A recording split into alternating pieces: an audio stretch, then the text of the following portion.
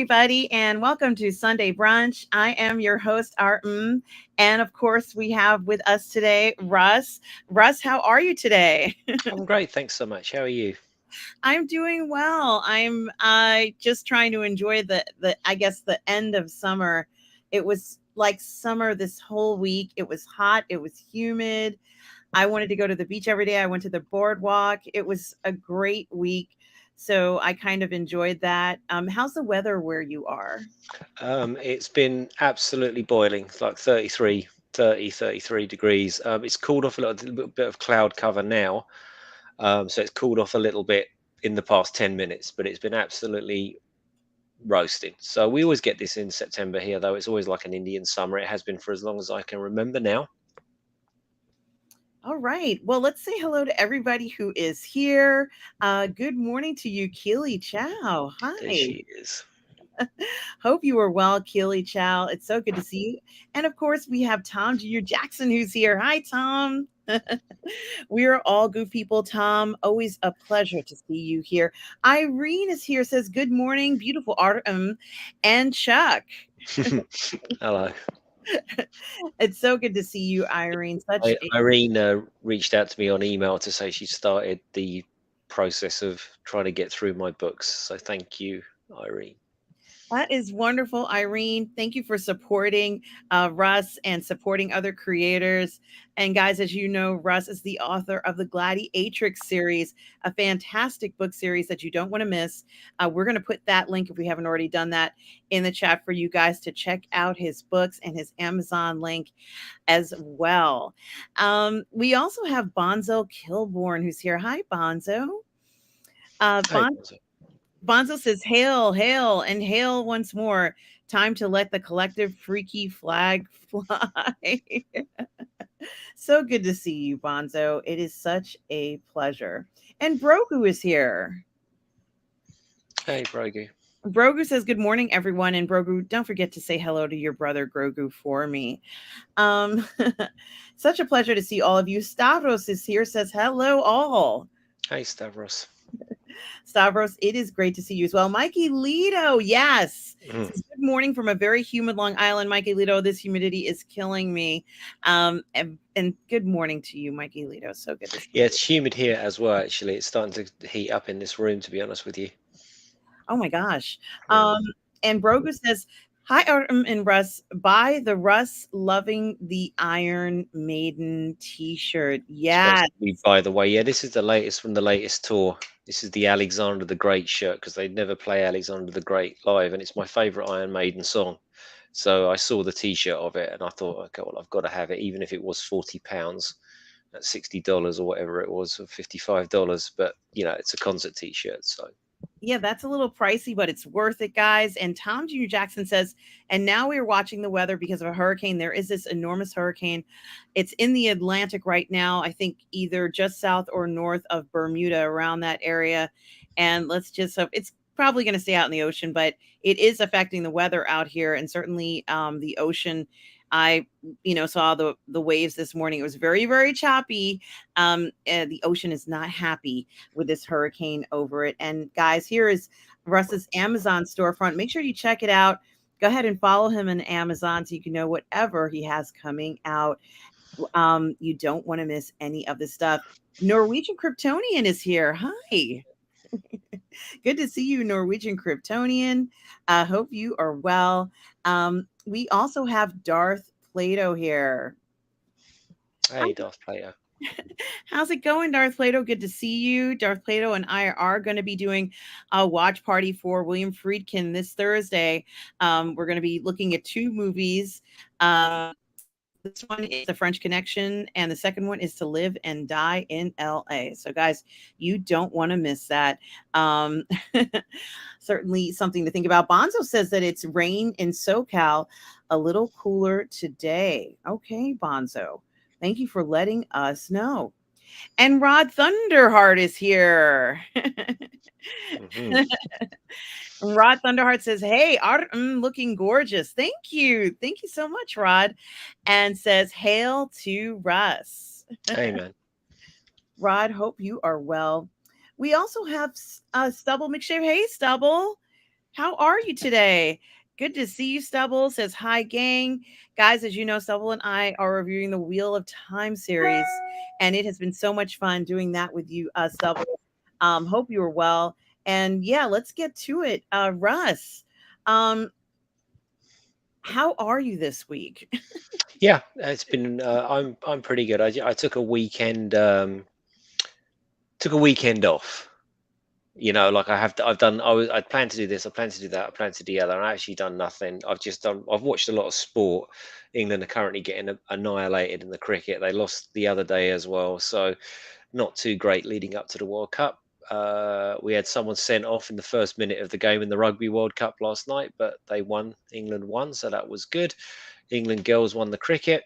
So it's been, I haven't been at all productive, but I rather feel that I needed this weekend just to do nothing. It's been hectic. Like I've had a couple of hectic weekends, and I'm just like, nah, not doing anything at all. So yeah, good. Yeah, and that's fine. Sometimes you need to take some time for yourself too. There is such a thing as self-care. There Hmm. is such a thing as winding down and relaxing. And for many of us we don't get a chance to do any of that, but when you can, it's like you really need to grab that and put yourself first. So that you can be healthy and just kind of enjoy Well, this your is it. I life. mean, Sam's gone off on holiday with her mum. Like for a week. They're just taking a week's break. MJ's gone to Sally's to look after the cats, so I've got the place to myself. So I've just sort of like, well, wow, it's so quiet. So I'm sort of vegging out and all the rest of it. But I think it's been people keep saying that there's nothing coming out of Hollywood lately, and that's kind of true in terms of the writers' strike. But I saw that there's been, I don't know if you saw this, and we didn't talk about this yesterday actually, but have you seen the sort of Rotten Tomatoes controversy? No. Oh yes, the purchase of likes, you mean, or The purchase of reviews. So it's come out now that uh, certain PR agencies have been employed to bump up the scores of projects on Rotten Tomatoes. So the one that they called out was one starring Daisy Ridley. It was a female retelling of Hamlet to focus on the forgotten character of Ophelia, with yeah, featuring forgotten character. yeah. Well, Big because character. It's a big well, deal. yeah, but Hamlet's more important because he's a man. Yeah, so the idea was the thrust of this was going to be this female-led Hamlet, and it came out and garnered a 46% on Rotten Tomatoes from the 13 or 14 people that had seen it. So they employed a PR company whose name escapes me at the moment. And what most PR companies do is they'll go for Screen Rant, Deadline Hollywood, Variety, all of that stuff, to try and garner a score. But these guys had the genius idea of approaching, Russ Whitfield, and my three followers review site, but at least it's registered with not me personally, but John Oh, Smith's reviews and Dave okay. Smith's 'Cause I was like, reviews and Bulletproof Action reviews who've got like 50 followers, but they still count on because they're official, they still count, right? So this PR company goes around paying these people $50 a pop to give the film a positive review. And all of a sudden they garner, I don't know, 50, 60 reviews that are all positive, and they get the Daisy Ridley film onto a fresh score. This has all come out. Of course, Rotten Tomatoes are going, oh, we can't have this, blah, blah, blah. But what it does do is casts a shadow over everything that's been on Rotten Tomatoes. Like we know that they have negative or positively weighted um, they've positively weighted things that are getting a pasting. For example, Rings of Power or something like that that people obviously hate. The vast majority of people can't bear it, and they want to let people know, and they've discounted those reviews and bumped it up. But now it's come out; it's the other way around as well. So it begs the question: you've seen so many discrepancies in between like critic ratings and viewer ratings of late. Black Adam was one I seem to remember. More often than not, a film's got a really high audience rating or a really low audience rating and a really high critics review, more to the point. So yeah, there's a little bit of controversy around that. Or have Rotten Tomatoes, well, not them themselves, but have movie companies been employing agencies to ensure they get a decent um, rating on Rotten Tomatoes, And which it's basically makes a lie. from what you're saying, Russ, it seems pretty clear that that has been happening. I mean, if the report indicates that and people are saying that they were paid, it's unfortunate, and it really is going to be an issue going forward for Rotten Tomatoes legitimacy. Well, I Um, don't know how big a deal it is. I mean, I've heard this on our corner of the internet's channels. I heard the drinker talking about it, and somebody else was talking about it on there. I caught a bit of the live stream. I don't tend to watch live streams so much anymore, but I caught a bit of that. Um, so I looked into it, and yeah, it's going on, but I don't know how big the story is, and you know, with all of these things, is the MSM going to cover it, or are they just going to try and bury it and just say it was a freak event? And it's so hard to tell which way these things are going to go. Um, but hopefully it will get out there. Hopefully people will realize that these reviews aren't worth the paper that they're printed on, and you should go and try things out for yourself. I didn't realize this, but apparently a lot of people just go on reviews, and I had no idea that this is like not it's not something in it exists in Russ's dojo, right? So if I want to go and see a film, I'll go and see it, and if I don't, I won't. I don't care what reviewers think. mhm. Well, I should be clear when I describe the way I look at films. Of course, I have to see it in order to form my own opinion. But when it comes to professional reviewers, that of which there are people who that's all they do, they review movies and films, and you know their first and last names, and they have a picture of them. They'll work for whatever company, and I'm not necessarily so concerned about whether or not they like the film. When I read those reviews, I want to see how they describe the film. In other words, is the advertisement of what we thought we were going to get what they observed? And so, whether they liked it or not, that's the individual's preference. So it doesn't really matter whether they liked it or not, but what they observed, was that what the film was supposed to be about? Was that what they advertised to us? Did we get what they promised to us? And Hmm. sometimes those professional reviewers will be quite descriptive in the films in a way that's very different from an ordinary review. So that's what I focus on. And, whether they like it or not, it doesn't really make a difference, because you're going to decide whether you like something or not. No one else can decide Right. for you. Just yeah, for my if I want to see something, I tend to avoid reviews of it and things like. I don't want to get it spoiled. I don't. Spoilers don't annoy me, but I'd prefer it if I didn't get spoiled on things.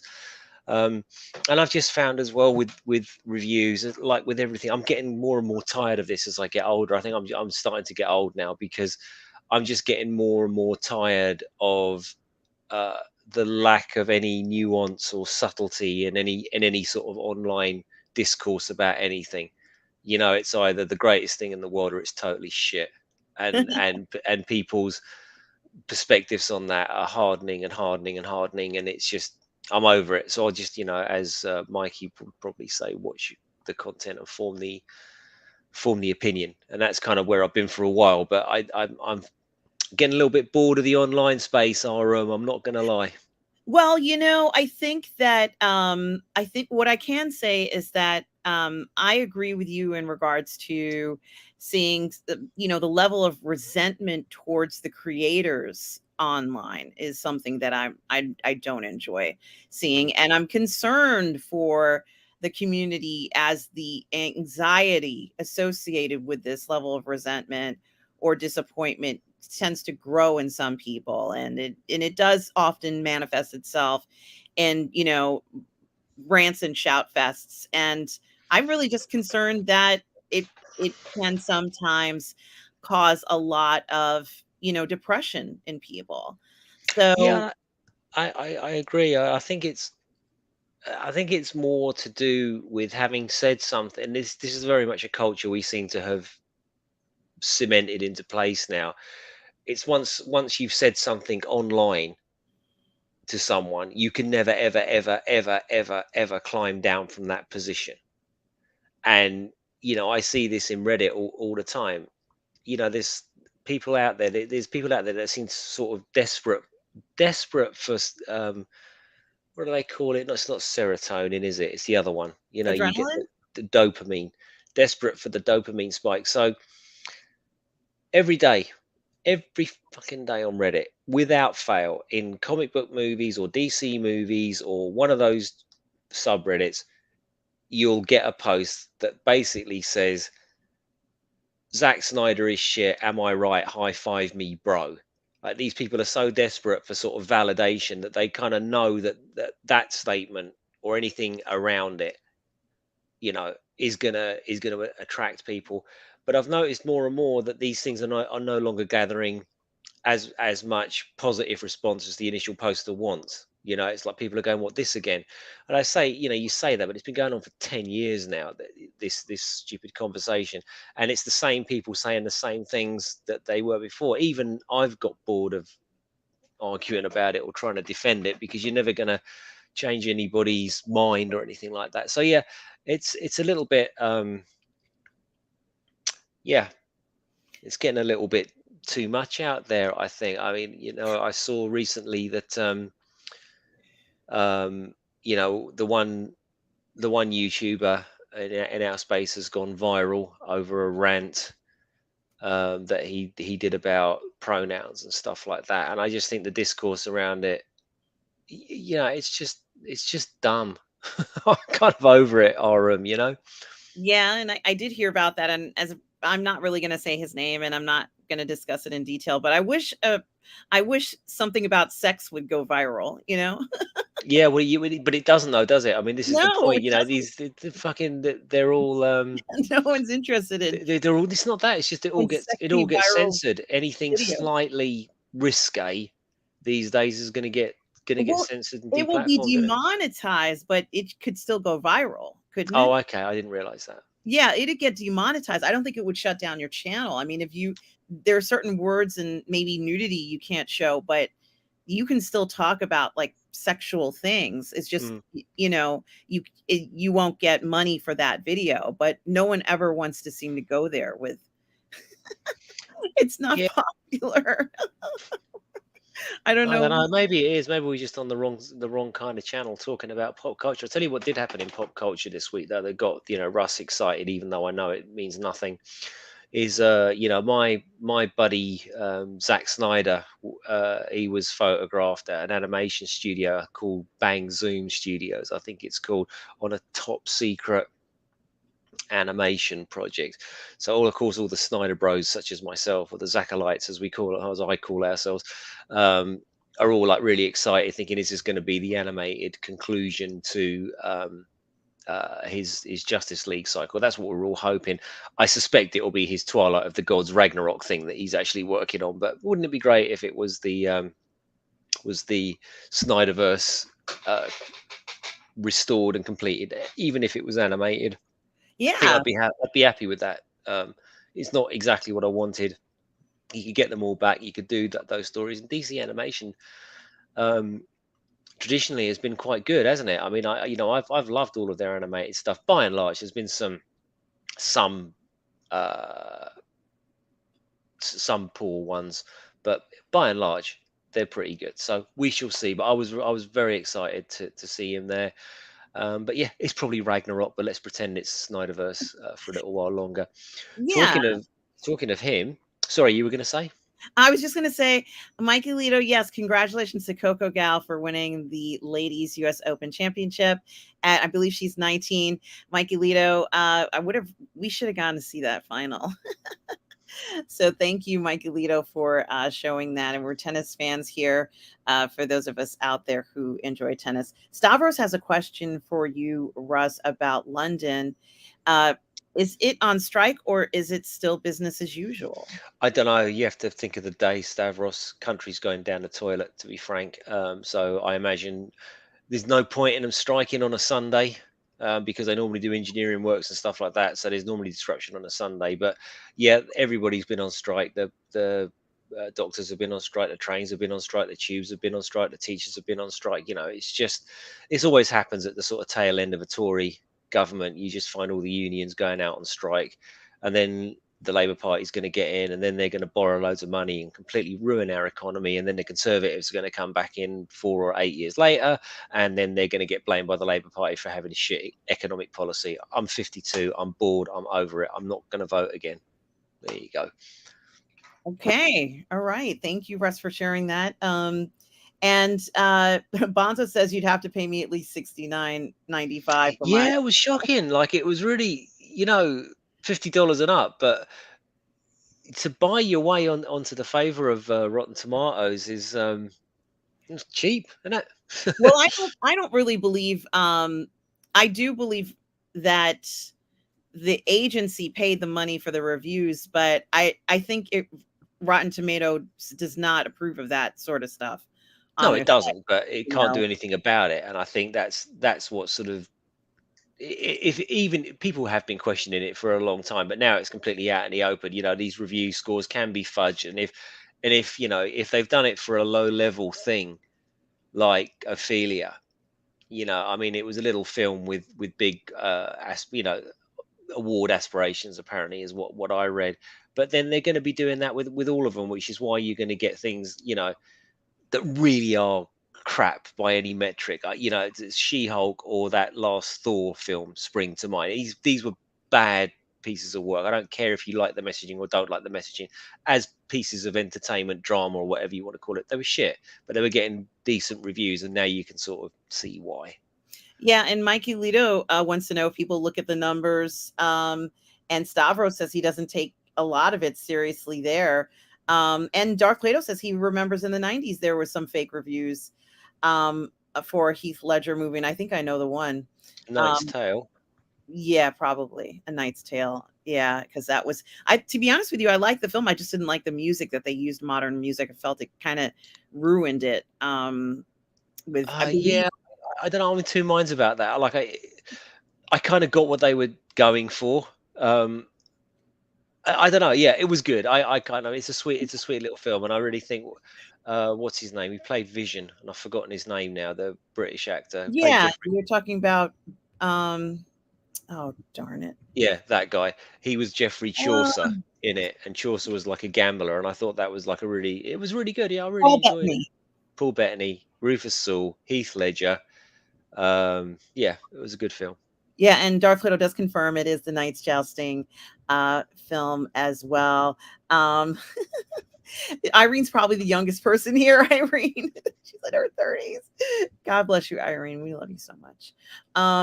And guys, check out Tom Jr. Jackson's YouTube channel. That's right, guys. Our moderator, collaborator, and friend, we are all goof people, Tom, has his own YouTube channel right here on YouTube. This is the link. If you click on it, go ahead and subscribe to his channel. He's got so many great reviews, and he also does live streams as well. So please, absolutely, just subscribe to the channel. And so, yeah. Now, what Michael Lita says, do you use the mirror trick? And Darth Plato says Snyderverse forever. Absolutely. Okay. And Mikey Lito gives us a joke. Sex goes viral constantly. Just ask the doctors. Yes, I hadn't thought about that. Lord Toth is here. Hi, Lord Toth, my favorite Mountie. Hope you are well today. Sure hope you are doing okay. I hope everything is fine where you are. I know the fires are still going on in Canada, Lord Toth. I don't know how on earth, they're still going on, but it is a big problem there. So, okay, what does it say? By the way, today during Let's Get Physical Media, send a super chat to Rob wishing to Rob wishing him a happy birthday. Which Rob are you talking about? Is it Rob? Which isn't his birthday in May? Tom Jr. Jackson. I don't know. Okay. So, all right. Mikey Lito says, I enjoy your sexuality obsession, Artem. Well, it's not even so much an obsession. It's just that you remember how the internet first started, Russ, and it was the internet and VHS tapes got their start because people wanted to watch adult films. Yeah, I think that's very true. I think most of the innovations, like the internet innovations, have normally been done on porn first of all. Like even with like streaming and stuff like that, you were able to go and pay and so, well, can you do this and can you do that? I've been told. But I think a lot of the innovations start in the adult entertainment world, especially with the online things. But yeah, sort of mass distribution and all that. That was like porn first and all the rest of it. But it's all gone now, isn't it? It's all online. Yeah, it's so sad. Norwegian Kryptonian says sometimes I read concert reviews done by people clearly not liking the artists they're reviewing, and it shines through the review. Now, Norwegian Kryptonian, I should share something with you. I used to review electronic dance music artists, and I did that for around 4 years all over the world. And the number one thing that I would always tell, I was an editor at large, and the number one thing I would always tell all of the other writers is that if you don't like this artist, you shouldn't be writing this review. Don't do it. Don't. Get somebody who likes them so we can at least have, somebody who's listening to it and doesn't hate it. There's no reason for you to write a review of a band you hate. I don't believe in that. Go ahead and share your opinions about it, but this is not ideal if you hate it. And it's ironic because we clearly are seeing millions of reviews on YouTube of people who hate what they're watching. It's a no, no. I don't think people should do that. And what do you think, Russ? Do you think people should review things that they absolutely detest? Um, that is interesting. I've been, and you need to stop me if I say too much. I'd be grateful if you did, but no, I'm not joking. Obviously, because the things we've spoken about doing down the road, so I don't want to say too much. But yeah, it is something I've been thinking about a lot lately. Um, in terms of like the online space and the content that I consume, simply because I've just found that I'm not finding this stuff entertaining anymore because it's all so negative. Even from reviewers that do editorials that I still really like. Like I don't watch, let's say, Midnight's Edge anymore. I can't stand watching their live streams anymore. I can't bear it. I cannot bear listening to it anymore. However, the editorials that they do are still pretty good, and I would say the same thing. Like the Drinkers reviews are excellent, but again, I'm listening to less and less and less of his live streams because um, I'm finding the content that I just don't, even though I might agree with the sentiment, I just don't enjoy the content anymore. I'm starting to find that, uh, and if I've said this on this cast before, then I apologize, but I know I've certainly said it to you. But I find what's the thing that we don't like at the moment? I guess it's Ahsoka, because it's Disney and it's Star Wars and it's ruined Star Wars and it's this and it's that. But if you swapped out the word Ahsoka for Secret Invasion, or if you swapped it out for Captain Marvel from 3 years ago, we're basically listening to the same thing week in, week out. So one of the channels that I listen to is a guy called Dave Cullen. He used to have a channel called Computing Forever. He got into hot water during the unspecified virus of unknown origin period because he was speaking a lot of truth to power. So he was banned off of YouTube, but now he's back doing reviews. And one of the things that he said, of channels that have a large following, instead of like constantly complaining about things that are going wrong, why don't we try promoting artists, like creators that we actually want? And like for example, I think that the most salient example of that would be the Isom guy, Eric July, who just went out and did his own thing and made a comic and was completely successful at doing it and had a lot of promotion from certain channels online. And Dave Cullen's sort of perspective of it was, maybe these bigger channels should start doing that, just like inviting, random dude on. I don't know, like Rod Thunderhart's doing a book, isn't he? Get Rod on to talk about his book for 10-15 minutes. And I found also that the constant refrain from many people is, we just want good content. Well, actually, there's plenty of fucking good content out there, and there's a lot of it that isn't actually woke at all. Like there's really good things, but we don't focus on that. We focus on things that we know that are broken. We know Marvel's broken, and we know DC's broken, and we know Disney's broken, and we know Star Wars is broken. Right? We know this, but that's all we get week in, week out. Go to a stream in our corner of the internet. That's what we'll be talking about, and how crap it is. And we don't ever focus on anything that's good and that's positive. Positive fandom, I guess. So yeah, I just think that's kind of showed it for me. It's a show that's closing out of town. However, what I would say uh, on the back of that is, people go, oh, it's negativity, and negative clicks and negative headlines sell better than positive ones. Well, we do, because even Star Wars Theory was on camera. He was being interviewed, and he turned around and said, yeah, like the hateful stuff gets much more engagement than the positive stuff. But with all these channels, as his channel, he's the one that's been in hot water lately for his thing going viral. They do provide people with what they want, and people are willing to pay money to vent about the destruction of their particular fandom. So I'm not against it by any stretch of the imagination, but I do think we could be concentrating on things that we perhaps enjoy for a stream or so. Let's not talk about Star Wars or Disney and race swapping and all that. Let's concentrate on some good stuff, like dedicate a show to The Sound of Freedom, dedicate a show to that Chris Pratt thing that I could never remember the name of. The Terminal List was brilliant. Dedicate a show to Reacher, dedicate a show to the Equalizer trilogy, dedicate a show to the Underworld quadrilogy, or quintology. Same with Resident Evil. Whatever it is that you like, there's loads and loads of good stuff out there, and not all of it is woke. So that's kind of where I am with that sort of thing at the moment. But the whole thing that blew up around as, you know, I don't know as. I've never met him. I've never had any engagement with him. I don't particularly enjoy how he presents his content. I don't like screaming and shouting and swearing and faux rage.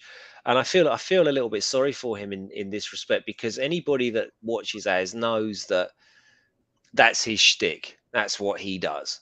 But shame this has gone viral now, and apparently he's getting a bit of a kick in. But yeah, there we are. So that's Russ's overview of the state of the online space at the moment. Tune in next week for many more exciting You know, exciting insights from Russ. I didn't watch his comments on this particular topic, so I can't comment on it. I don't know what it was like, and I'm clearly just listening to what you all have to say about it, including you, Russ. And Bonzo says that rant, he sounded like a 5-year-old who can't have another cookie. That's biscuit to you, Russ. I know Um, what a cookie is, Bonzo. and Jordy Lyons is here. Hi, Hey, Jordy. Judy. Hope you are well. Darth Plato goes on to talk about how a paper near him has reviewed Return of the King. Don't go see this movie. It's made by the George Bush War Room people. It has the same hobbits from No One Cares About. And then he says, and they continue to review it. 13th Warrior and Underworld as doozies. And once again, it's someone who's reviewing it who does not like those types of films. And, even if the film is not the greatest film ever made, it can interfere with you kind of describing what the film is about. Lord of the Rings is obviously that's not a great description of what of it. Tom Jr. Jackson goes on to say, I don't even look at Rotten Tomatoes. I care about how I feel. Yeah, and that's how everybody should be feeling. At least I think so. Yeah, but sure, but it's been the gold standard for such a long time. Rotten Tomatoes or Rotten Tomatoes is in our vernacular, right? It's in our common vernacular. Everybody knows what it is. Everybody you talk to knows what it is and what it does. I couldn't tell you how far-reaching the effects of this controversy would be. Yeah, and I think we all know Amazon is pretty much all paid reviews, except for the Mhm. video reviews, I think, where um people are trying on stuff and they're like, I really like this fit, the color was, and I'm like, yeah, that's not a paid review. It's somebody who actually wore it to whatever. But that's part of the reality of things. And the other one is Yelp. Yelp had a scandal, I think, with paid reviews. Mm. in restaurants and things like that. But I guess it's just how you're going to deal with it now because it's the reality of life. Bonzo says he loved A Knight's Tale. It was effing awesome. It And was, wasn't it? It was kind of awesome. It's kind of a sweet little film. I haven't seen it for a long time though. yeah, and I think that it had a lot of vibrancy to it for a film about knights, and which can seem very old fashioned, but they made it vibrant. Like, it had a vibrancy where it felt very fresh and exciting, and he Yeah, it was had. almost like a sort of a musical in a way with the track choices that they use and how it it was kind of diegetic and non-diegetic at the same time. Like you didn't know were they really going "We Will Rock You" or were we just hearing it, but it was all part of the show. It was kind of cool, yeah. Yeah, I If think that's it's the right when word, is it diegetic? What's the word for music in a film and the people can hear it? I can't remember the name of the word now. I think it But has a lot of potential, especially for high schools. Let's say young productions, where mm, you want them to do something like this. It doesn't maybe not. Perhaps a lot of it doesn't jive with them, but this type of approach to it is could be very exciting for a lot of young high school students and young adults in college who maybe the idea of doing something about knights and knighthood is not exciting, but then when it's paired with that type of music, it could be something that's fun. So maybe I don't know. It's such an old film now. I can't even remember when it came out. Was it two? was It it a must be night? 2003 or something like that. Maybe. Was it? And I think it was. I have no idea. Um, yeah. Okay. Bonzo says I'm in my 30s. I've got the doctor birth certificate to prove it. I love that. Um, Yeah, Michael Ito was saying my favorite Mountie wasn't that a show. And Laura Toth says it's been a very dry summer in Canada, tough on thousands of people. It really has been quite a thing. Yeah. Oh, I see. Darth Plato was saying that Rob labeled the show yesterday turning 57 for Star Trek, and people came into the chat and thought it was his birthday. And well, that is cute, guys. I didn't see his show yesterday, um, but that is great. Um, okay, so let's see. I don't know what that means. Yeah, I know. A dangling participle. I don't know. Maybe it must have been something we were talking about earlier on, and we just missed the reference. Sorry, So Mikey. Lord Toth says he hasn't been watching that channel either.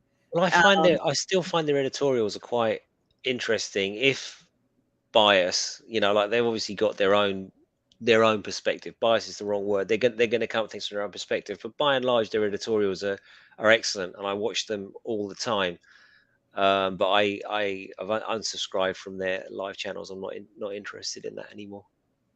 yeah, and Mikey Lito says this. I remember Tracy Ullman used to say this, and of course, the drinker says this. Go away now. 30 years later. Um, Darth Plato says, "Well, something. Sometimes you watch channels and then you don't watch channels. That does happen, and that's okay." Yeah, sorry, I should qualify. Like I do watch their editorial content. I thought all the people that I liked, I still follow and watch their things, but I've just found that the general vitriol and sameness sameness of the live streams. That's what's really sort of done my head in. It's like, well, what we're doing this again. We're saying the same thing about Snow White as we said about the Little Mermaid, as we said about Mulan, as we said about, I don't know, Tarzan, whatever it is. We're just saying the same things over and over and over and over again, and there's nothing wrong with that. There's nothing wrong with it, and people want to pay for it, and they want to show their support, and they're pissed off about these things. Get it? It's just, you know, I'm over it. Well, and Bonzo, I want to thank you for posting this. Bonzo says, I think you should review things even if you hate it, as long as you can have an honest reason argument as to why.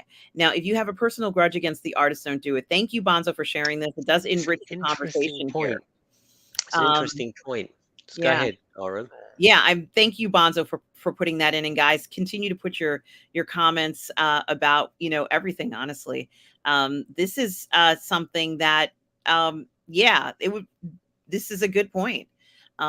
I certainly Well, can't argue there's with there's that. two there's two sides to this, isn't there? Because with the rise of uh, creator content, i.e., I can put content, you can do content, Darth Player can do content, Bonsai can do. Everyone can just set up a website and do their own thing now, um, which has been really helpful in a lot of ways, because up until the past 20 years or so, Empire, Total Film, Variety, Deadline, all these they were the only one, the only source of information, and but now that's no longer the case.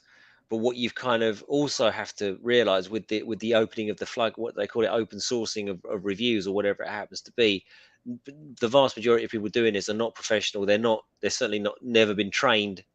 They're not trained writers, and they're just spouting their opinion. So to find that sort of objectivity is rare, I think, because most of us are going to go into things with a bias, one way or the other. I mean, but look, that's even crept into Empire and Total Film. I was sick and reading Empire recently. I just couldn't believe what I was reading, um, in there. The desperate, cringingly pathetic need to virtue signal about any film that happened to show anything that had some sort of diversity, and anything that didn't was satanic. It was awful. I used to love those magazines. I used to spend a fortune. I used to buy Empire, Total Film, Sci-Fi Now, and there was another one, which name I can't remember. I used to buy four of them. They're fucking expensive. They were like a fiver each, and back then that was a fair bit of money. So yeah, it falls between two stools now, doesn't it? You can't trust the trained ones, but with the untrained people, you are going to get that degree of bias. In fact, Bonzo, I would go back to say about this thing on Reddit. It's like people are, because they have an ingrained position against Zack Snyder. In my case, people go onto Reddit every day, massive treatises about, what do you think about Zack Snyder's thing? Because I think this and I think that, knowing that you're going to get a dog pile. Refreshingly, as my straw polar one is proving, refreshingly, people seem to be just getting, look, that's completely outrageous or ridiculous. You still get the fights, but yeah, who knows? But yeah, good point, Bonzo. Good point. And Mikey Lito says that when he reviews something, if he has a preconception going in, he announces it at the beginning of the review so that you know. That's And Yeah. certainly that is a quite responsible way, and certainly a good way of letting the audience know that you have that. Um, I usually say, for me, I don't. I might not always announce I have a preconception, but I might say something like, "Well, the trailer seemed to imply that we were going to get a show that was going to be this way." And, sometimes I guess it might be a little presumptive, because people can look at trailers. It's only a few seconds or a minute or two. How do you really get a feel of what the film is going to be like necessarily from that? But, I do still am astonished by the notion of seeing a trailer and it has a certain feel. And then when you see the television series, it has a completely different feel, or, the movie has a completely different feel. I'm quite, surprised by that when that happens. And it seems to happen a lot nowadays. And before we keep going on, we are going to talk about the Ahsoka. I think, and from the trailer, from what I've seen, it does reflect what I think we've gotten now, and we are going to talk about that in a few seconds, guys. Um, Brogu, this looks like it's he's commenting on what you said and concurs here with you, Russ. Some of these channels are so toxic that everything they see is woke. If there's any type of diversity with women or different races, they label the shows as woke, and it's a shame. And that is absolutely true. And It Tom, is true, Brogu. It's I think I must have said on here before. What I found with a lot of these things is the reaction is now as hysterical and reactionary as that sort of woke person, that famous woke person that sort of sat down, the famous one, they sat down screaming, like because I think someone got elected or whatever it was, and they were just going nuts. But the reaction on our corner of the internet is just as hysterical. It's almost like, as easily as the SJW is offended by something that's completely innocuous and just isn't offensive whatsoever, now it seems that our gang is as offended and easily prickled and as hysterical about it as the literal SJW meme. And of course, sadly, Az has become the focal point of that. Like he's turned into a meme because of his rant. And like I said before, anybody that knows him knows that he just always spends all his time screaming and shouting and using the C word, and that's his shtick, and that's absolutely fine, and people pay to watch it. But in this instance, I think it's all gone a bit pear shaped. And Tom talks about autistic boobs, who's on Twitter for yelling at people to stop watching Star Wars. My goodness gracious. Darth Plato saw the video and said that Az was being inconsistent. He's against safe spaces, but says he doesn't want pronouns in his games. And Grogu says some people have privileged and catered for so long, have been privileged to and catered to for so long, that when they see any type of equality, they think they are being oppressed. Interesting. Interesting. And thank you, Tom. I thank you for loving my Grogu mug. um, and oh yes, Mikey Lito says, personally related to Amazon, I always look at the first star reviews I see, the 1 star, to see what complaints they are. That is good advice. Do you know Um, what? I've got that actually gave me a little spike of annoyance, and I'll tell you as to why. One of my books got a 1 star review because the bloke couldn't order it. He couldn't get it to work on his Kindle or something like that, and he come and he give you a 1 star review for it. But the thing about it is that hits the aggregator. So every sort of negative review you get, makes you look a little bit more shit. And I thought, well, that's not my fault. Like if you hate the book, fine, give it 1 star. But just to come on and complain about the service, and the author gets a kick in the ass because you didn't get your book on time, I think was a little bit beyond the pale. And Irene says, I like to find random products on Amazon and read the reviews for laughs. Some of them are unusual, as Tom has said. There are some that don't make any sense whatsoever. Um, and I guess this is for A Knight's Tale. He's saying it, Darth Vader's saying it's the 90s, right? Uh, Yeah, someone but else said it was what Tom says 2001. it's Yeah. 2001. Okay.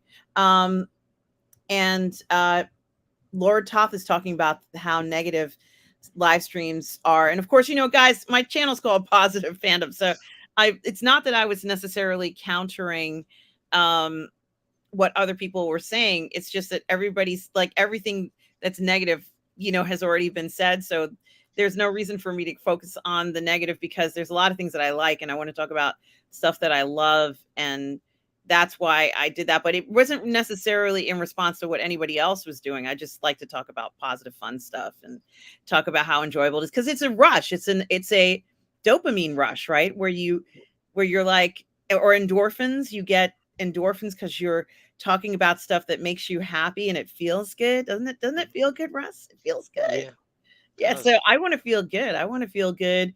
I want you guys to feel good. But if you need to vent, like I get it too. Like Yeah, I'm I mean, I've sat here and complained about things more often than not, but they're not.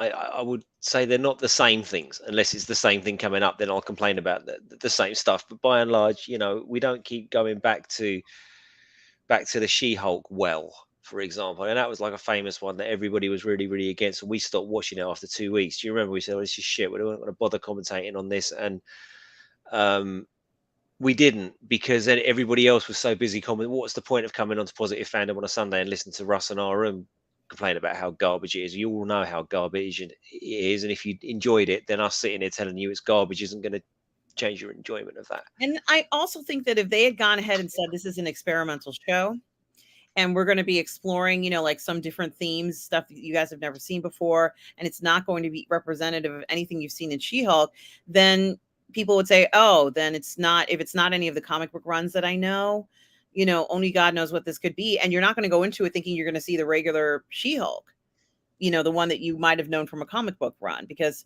this character doesn't really seem to resemble anything that anybody, really recognizes. Well, So just to rake over that particular coal again, I just think that this particular show was vindictive.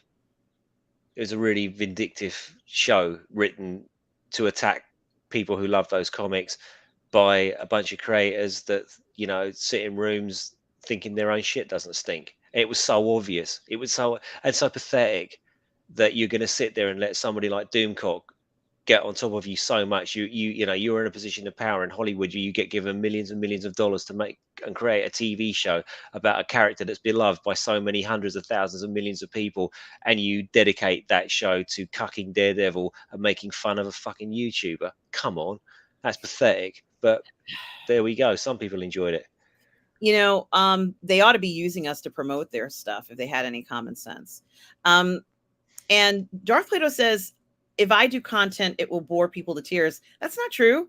You do content with me and it's not boring. So stop saying that, Darth Plato. Your content is fantastic.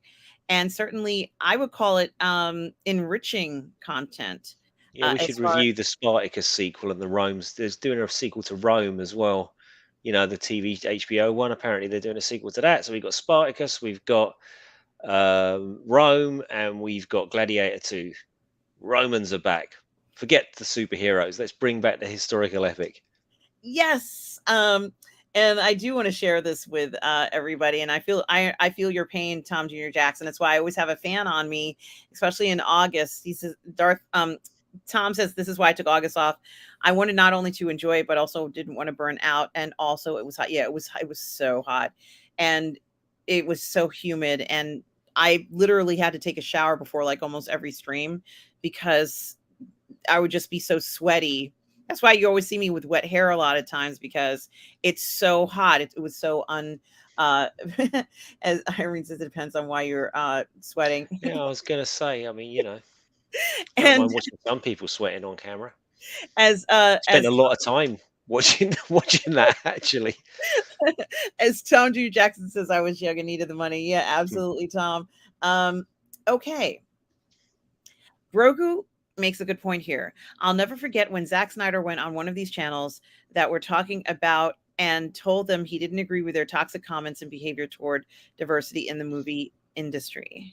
Yeah, that was on a lot was made out of that, and a lot of people criticized the host. It was on Geeks and Gamers, and basically Snyder came on there and he said, "Look, man, I just need to put it out there. I don't agree with hate." That's all he said, and there was a huge thing made out of that. I don't know why he said that, and why a huge thing was made out of it. But yeah, that was at the time when the Snyder Cut was going to be a thing, and Zach was doing the rounds of promoting it on channels like that. That they all make fun of Zack Snyder and say that he's crap. So, fair play to him for going on there. And this is very interesting. Mikey Lito says the only trailers I watch anymore are the 20 to 25 minutes of average prior to the movies I'm seeing in the theater. Yeah, yeah. Certainly. And Jin Korea is here. Hi, Jin. How Just say are you have got to you? say it, Jin Korea, like how they how they do it on the game, Jin and you Korea select him. is here. Yeah, and it'd be like boom, Jin Korea, boom, Rod Thunderheart, like it's matchup. You got kung fu against karate against wrestling there. Well, hello, Jin Korea. It's such a pleasure to see you. It's been a little while. Says love RM. Oh, love you too. Thank you so much. Um, so yes, and it is actually you, Brogu. It is you on the mug. Um, so Russ, let's go ahead. Oh, This is, I'm let's sorry. not talking to Zack Snyder. So there's been a little bit of a leak come out of Netflix that Netflix haven't put the kibosh on. They've neither confirmed or denied it, but this seems to be gathering a pace now. So was it last week or the week before last? They released a teaser trailer to Rebel Moon, which, if you don't know, I'll give you a potted history. Basically, Rebel Moon was Zack Snyder's pitch to Kathleen Kennedy of what he wanted to do with Star Wars. Obviously, it was awesome because she rejected it out of hand. So then he went along. He tried to do the same thing with Warner Brothers, I think, and they didn't want it. So he's gone to Netflix with it, and they've sunk hundreds and hundreds and hundreds of millions of Yay! dollars into it. And Netflix believe it is the Star Wars killer. They think that it's similar enough, but different enough to Star Wars to give the millions and millions, and there are millions of disaffected Star Wars fans, something else to latch onto. And I don't know whether that's the case because I hope it is, because obviously I'm a fan of Snyder, and I hope he does well. I love his storytelling. I've loved all of his films that I've seen. Um, but I was watching a video the other day that was critical of how certain corners of the internet function. I said I sent it to you, RM, didn't I? This one, Yes. about Star Wars, right? And one of the things this guy who's criticizing those other channels basically says is that, a lot of these, I get it, you're just pissed that the franchise didn't grow old with you, and that really sort of hit home, because it's kind of like these things like really affected you when you were young, and they became part of your life because you gravitated towards it when you were young. So I don't know, as a 52-year-old guy, as much as I love Zack Snyder, if I'm going to get involved in the entire lore of Rebel Moon. Who knows? Maybe I will. I mean, but all of the things that I hold dear that I love, aside from Underworld, I saw that when I was a grown up. But by and large, I've been into it since I was a kid. So I wonder, will this resonate? Oh, look, I hope it does. I really hope it does, because there is a market out there, for disaffected Star Wars fans. Although, is it possible that a new dawn, a new hope has arisen on Disney Plus? We shall see. Yes, and we are going to talk about that. Stubble says that he reads only the 2 to 4 star reviews because they're the most interesting and doesn't look at the 1 and 5 I've got to stars. say, I don't get many 2 to 4 star reviews. Mine are all fucking 5 star, all one, all one. Hey, can you bear with me a second? I just want to get a drink. Sure. Norwegian Kryptonian says, a friend of mine said this to me: if you go to New York City, don't look for the best pepperoni pizza. What you want is just okay pepperoni pizza. That's your New York pizza. Oh, okay. I mean, you can go ahead and look for whatever kind of pizza you prefer. It doesn't have to be, the best. It's the type you like. Everybody has different preferences more or less. So um, get the kind that you enjoy. I like extra cheese. And also, let's see what we have here. Um, how many of you guys, oh my goodness, caskets and urns. Thank you so much, Darth Plato, for that. It does get kind of warm. It has been so muggy recently. Um, so guys, oh, thank you, Irene. Thanks so much. I really appreciate that. Um, let's see, guys. I hope you guys have been. You guys are making me laugh. I hope you guys have been watching the Ahsoka series, and certainly, Sorry, RM, I wasn't actually wearing pants up until before this stream. I've been walking around in my underwear. It's been so fucking hot, Mikey. So yes, no, but I thought if I have to get up, it will be embarrassing if I'm in my underwear. So yes, I'm wearing shorts now. I never wear shorts. I'm English, I've got legs like two straws hanging out of a hayloft, and they're pasty white, but it is that hot. they're not like two straws hanging out of a lot. You have nice legs, so come on. Brogu says, "A New Hope." That's Star Wars, Raz. Um, and See what I guys, did there, Brogu? Did you see what I did there? so a lot has been made about this Ahsoka series, and certainly Ahsoka was spectacular, in my opinion, in the Clone Wars as well as in Rebels. So she's been in 2 animated series where this character, who has been voiced by Ashley Eckstein, who's a famous voiceover actor and a huge member of the Star Wars community. She's at practically every Star Wars event out there and at tons of like cons throughout the world, honestly. Hasn't she got Um, her own sort of side grift where she does like her own merch that she's been allowed to do? Is yeah, that it's her? Yeah, called yeah, yeah. Her Universe or something like that. And she makes different Ahsoka Tano outfits. And she also has a panel that she does at every Comic Con. Every time she appears, she's in a panel called Mindful Manners. Mhm. And I guess I don't have to explain what that means. What it means is how you behave, and certainly something to think about that she feels is needed. Um, but you know, Rosario Dawson was cast as Ahsoka, and we've seen her a few times as Ahsoka. We got the pleasure of seeing her during the Mandalorian series. She's the one who told us Grogu's real name, uh, and certainly she looked very good in that series. But the anticipation is with her own series, this Ahsoka series, and right now they're up to episode 4. I've reviewed all the episodes a few times, and you know, Russ, you and I have talked about this series before, and we were not necessarily that keen on it. And I have to say, honestly, after seeing episode 4 of the Ahsoka series, I am very keen on the show. In fact, I'm hooked on the show now, and I'm curious as to whether you've seen episode 4. What are your thoughts? Um, yeah, so this is weird, isn't it? Because I feel like episode 3 and 4 are a different show with different characters than episodes 1 and 2. They were so far and away different. It's almost like Kathleen only reads the first two scripts, and if she likes those, then you're good to go, because it's like literally nothing like the irritation and the petulance and the girl bossiness and the stupidness of the first 2 episodes, which just made it. Yes, no, you're absolutely right, Irene. I have been sitting around in my undies because I've had the place to myself. That is entirely true. It's facts. She You've knows me so never well. sat around in your undies, and I was at your house for almost 3 weeks. You never did that. Well, no, because you were here. Like, I wasn't on my own, was I? Letting it all hang out. Not going to worry myself if there's little glimpses of the El Sacco falling around on my couch, because it won't matter because I'm on my own. Anyway, where was I? Yeah, so Ahsoka 1 and 2 mid.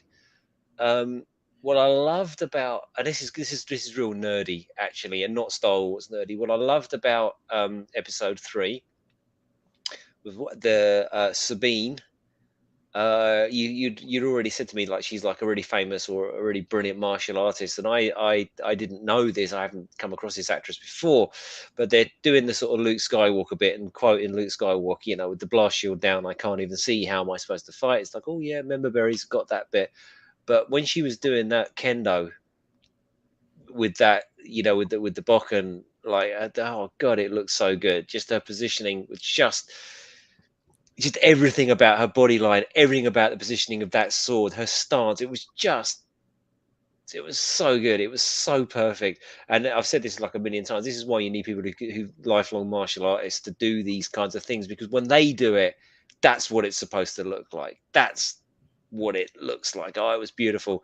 Um, Episode 3, bit of a nothing episode, apart from the training that I love. And then, yeah, fucking hell, episode 4 has got the whole of the Star Wars fan base talking, has it not? Yes, I agree, Darth Plato. That show went from mid to really, really, really good. Like, it's got me excited. It's got me, well, oh my goodness, what are they going to do? Because the possibilities are there. And Aram and I spoke about this yesterday. We had a uh, bit of a theory going on about what they could do, what they should do, what I think they ought to do. But perhaps we can talk about that in a little while. So yeah, so you enjoyed it, Aaron?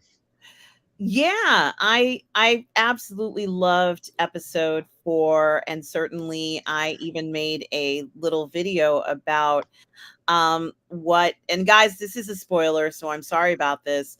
But I even made a video about what Sabine did for love, more or less, on this channel, because I just was so excited by it. And certainly, you know, there's absolutely no reason for me to think that Sabine is just friends with Ezra Bridger. Like, I don't believe it. But I do want to mention that there was a little bit of a scandal associated right after the. Is it raining? Yeah. Hold on one second. Hold on. I'm going to still talk. So there was a little bit of a scandal. I have to close the back door, because if I don't close it, um, the rain will come in and it's too This has rainy. been like the show of getting up and leaving midstream to go and sort out domestic matters. Like I was No, desperate for it's like pouring out here, so I got to do something. dude, I Um, was desperate for a Coke. Like I was so thirsty sitting in this room. um, the thing about it is that, yeah, see, I've lost my train of thought. Um, I think that when we are looking at this series, it sounded like it was going to be mainly about Ahsoka Tano, and you had mentioned this, Mm. Russ. It's an Ahsoka series, but it didn't feel like it was about Ahsoka.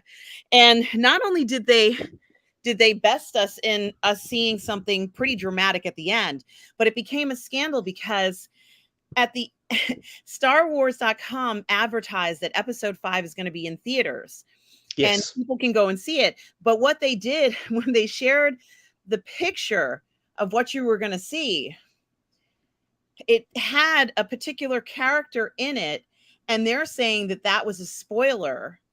But Well, it kind of is.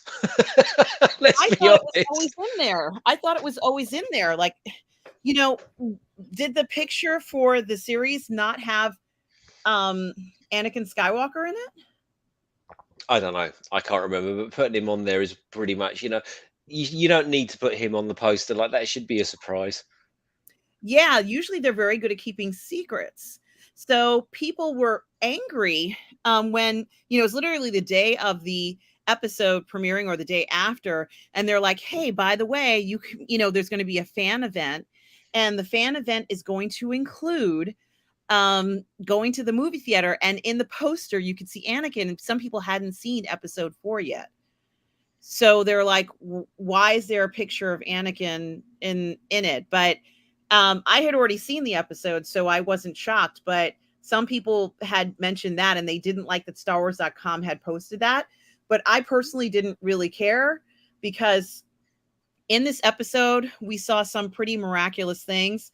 And of course, the fighting and that famous line, the line that made me smile like one of those Disney villains when Ahsoka says, I can count on you, Sabine, right?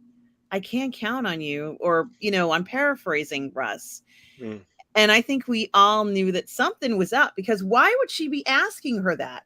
Because she could sense that Sabine had some inner conflict. And of course, this is the what he kind of looks like an inquisitor. He's really some kind of dark force user that we got to see Ahsoka fight against. We And should it put was the spoiler warning up, hey?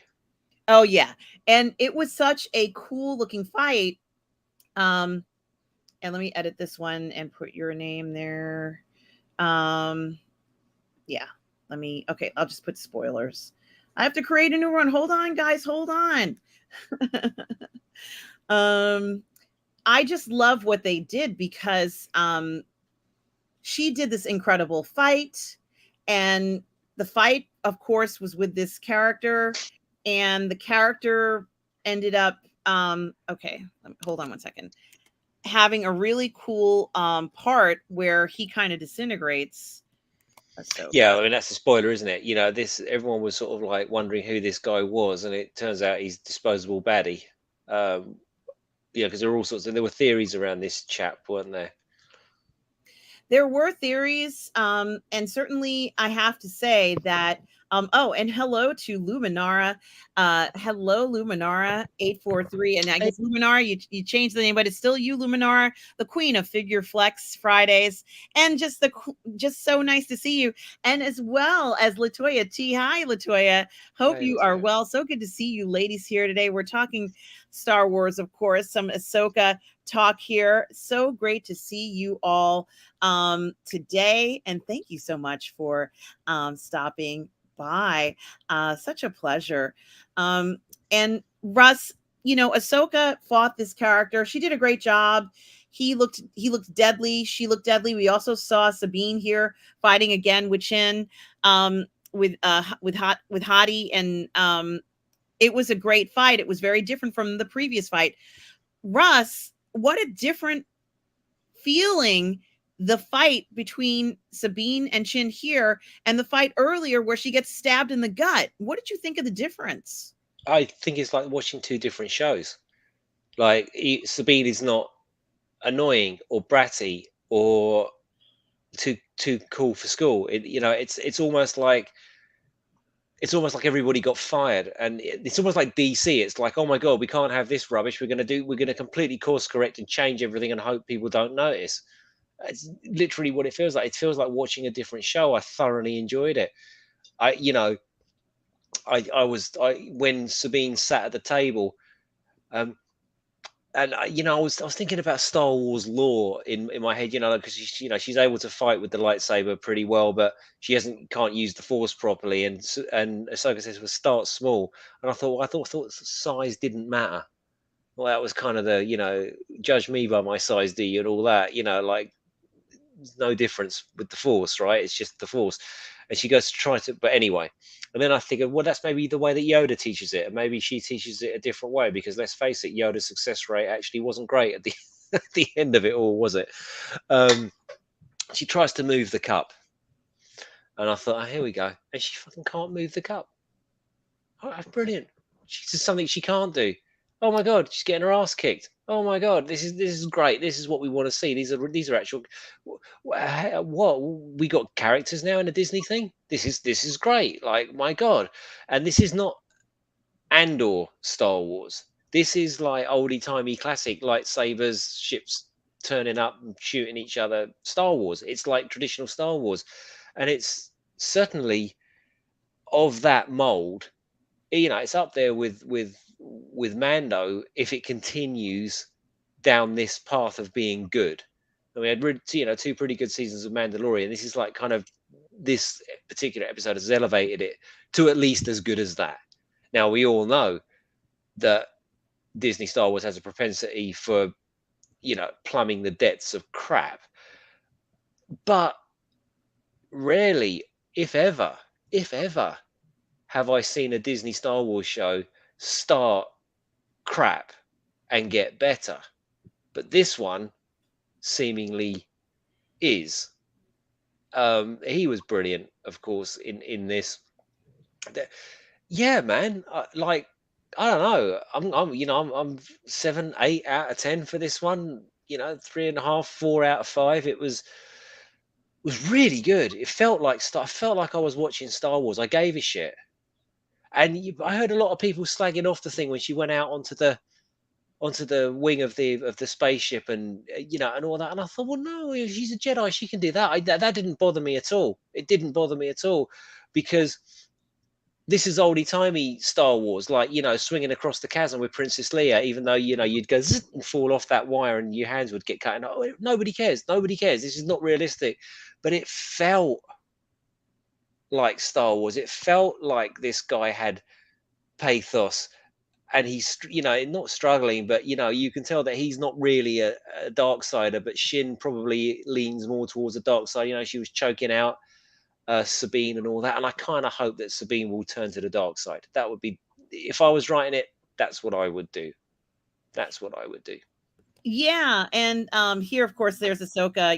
It's the clips here. Ahsoka was fighting Marok. I think was That's it. Well done. this creature, this enchanted creature who's fighting against her, and she knocked him out. There's Shin, as you mentioned, who kind of said something to Sabine to challenge her, and Sabine had something to come back with, because she told Ahsoka to go off on her own and fight, and get the Wayfinder. And so for Sabine to say that, if it were me, I would have had Ahsoka still hang out. But Sabine is a trained fighter. She's an experienced fighter. And Mandalorians are supposed to be able to fight against Jedi. I liked what she was willing to do, where, she kind of faked her out, right? She faked her out. She says, "You have no power." And she goes, "Oh, yeah, boom, right at you, like it felt good to see that kind of attitude, because she needs to have that confidence. And I don't know whether it's true, but I don't think Hadi has ever, whether she's ever fought a Mandalorian before. It was just fun. She's a great character too. I mean, she's getting better and better. And I want to thank Irene for cheers to giving a shite. Thank you so much, Irene, for the $2 super chat. You are such a pleasure to have here in the chat. And thank you so much for the $2. I so appreciate it. It makes such a difference here on the channel to allow me to keep going and covering all these fun things. Um, yeah, Mark Spector, you really do want to go ahead and hello, Mark Spector's avatar. You do really want to watch the episodes. I associated it with the similarity between the Clone Wars season 7, where in the beginning there were a lot of episodes that were not that great and were part of Ahsoka's journey, and most people just skipped over those and wanted to go to the ones where she finally sees Anakin again before the Revenge of the Sith episode. And it's really good. And so it starts off very bland. There's not really much going on. And then it's like she's going to end up seeing Anakin. And there's this reunion of the two of them seeing each other. And it's awkward. Like it's awkward, but a good awkward. And you had to wait those episodes. And maybe this is what Filoni has done here again, where we had to just wait for these episodes where they got really good. And I think Shin is quite surprised at what's going on because, you know, she was told to really much neutralize Ahsoka and Sabine to make sure that they don't come around. And now Sabine is coming with them, and that's a very kind of different thing for her to have to witness this. Or maybe she doesn't even care, but I really do enjoy seeing fun stuff like this. A rematch that matters, Russ, that has a payoff. That's something that we need to see. You know, it can't just sort of like be the same match and, you know, there's no resolution or people haven't grown. Shin has grown, and so has Sabine. And then ironically, they're off on the same ship together. Mind you, Sabine has bindings on her wrist. I would have told him, I'll go with you willingly, but you're not putting me in cuffs. You know, that ain't happening. You know, but there she Yeah, is. like I would really like it if she hadn't been in cuffs. And you know, I don't know if they would ever do it, but I kind of like the idea of her sort of joining up. You know, you find out that Ezra and everybody's turned to the dark side. You know, that'd be kind of cool. I mean, I don't know what's supposed to happen, but that would be. Why is Ezra hanging out with Grand Admiral Thrawn? Anyway. And I also want to thank Tom Jr. Jackson for a $2 super chat. Thank you so much. Just saying, hey, hey, hey, hey, to the Sunday morning duo. Well, hey, hey, to you, Tom Jr. Jackson, my moderator, collaborator, and good friend. We are all goof people. Tom Jr. Jackson, so appreciate the generous super chat. And I, you know, as we keep looking at these photos, Russ, and I don't even know how or why they chose specific photos. I just have to say that the care that they took into creating Shin's character, she's remarkable. She looks so good. Mm. You know, this is what we want to see in a developed character, and they took so much care to making her look cool. She looks dedicated. She's wearing the tail, the braid. The Wow. Padawan braid, yeah, yeah. A lot of people have picked up on that. Yeah, and these things are very exciting for us to see. We like seeing that. And that does indicate to us that Balin does keep some of the traditions alive. She's not just That's not just some random braid, guys, right? Everybody who watches this and knows that that has meaning to it, and so does Dave Filoni. We all love that. I didn't really want to get to that picture yet, but and I will talk about that. I wonder if, yeah, there's Ahsoka fighting Balin. I loved this fight. Oh my goodness, Darth Plato. Oh my gosh. Oh my gosh, guys. Oh my gosh, Darth Plato for the $3 super sticker. Thank you, Darth Plato. Wow, Darth Plato, thank you so much. I so appreciate the support. Wow, this is amazing, guys. Thank you so much for the generosity. As you guys know, I stream with Darth Plato on our historical movie series, and we certainly have been covering a lot of amazing movies. And this Thursday, Darth Plato and I are going to be covering Friedkin's tribute that's going to be happening on Turner Classics. We're going to be doing 2 watch parties, one of the French Connection, and the second one is To Live and Die in LA. And thank you, Tom Jr. Jackson, letting me know it's a thumbs up. Thank you, Tom Jr. Jackson, for letting me know it's a thumbs up. Hey, thumbs up to you, Tom Jr. Jackson. Thank you for your support, helping me with practically everything. It's so appreciated, Tom. We are all goof people. And Darth Plato, thank you for the. I should have said thank you to you, Darth Plato. So I apologize. Um, Thank you, Darth Plato, for the thumbs up. And yes, it's so kind of you, Darth Plato. So, guys, make sure you check out the watch party that Darth Plato and I are doing. It's going to be on the Network and on Positive Fandom, so you can watch it on either channel. The Freakin' Review. It's Turner Classics is doing a tribute to him on 2 days, and September 14th, this Thursday, is the first one. So it should be a lot of fun. Um, Russ, we haven't really seen Ahsoka lose a fight except for when she fought against Vader, and she was pulled out of that because she went into the World Between Worlds. And I'm really excited to talk to you about this because, as you know, Ahsoka does end up there at the end of this episode. So, I really love Balin here. There's almost a part during their confrontation. He does smack talk, right? Because apparently, these guys have to do smack talk. There's never a dark force user who doesn't do smack talk, right? So here he's like, is that why you abandoned your master and then he became Vader? Like some great relationship you have, huh? Like he kind of like talks to her, and she's not that phased, and she's like, I don't want to talk about my past, and it's like, But I think there's a lot more going on there than just smack talk, I think. But carry on. yes, there is. There certainly is. And oh my goodness gracious, you guys. Oh my God. Wow, you guys are so generous today. Bonzo Kilborn for a $3 super chat. Thank you so much. Well, thank you, Bonzo. But I was gonna say, fortunately, none of the proceeds go to me. This is Arum's show. I'm just a guest. So Send him a if pair of she feels like buying me some pants, then perhaps she will. But yeah. Well, you don't like my legs? Is that what we're trying to say? So I told you, fucking straws hanging out of a haystack, and there's Bonzo telling me to get some pants on. So what's it all about? I don't know.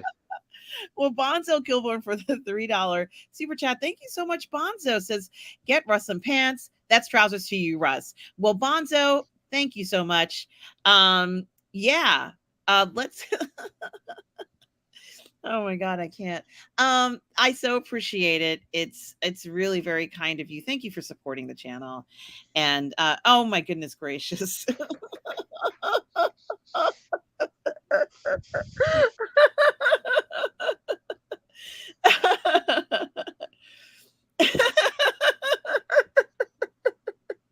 Take my pants away now.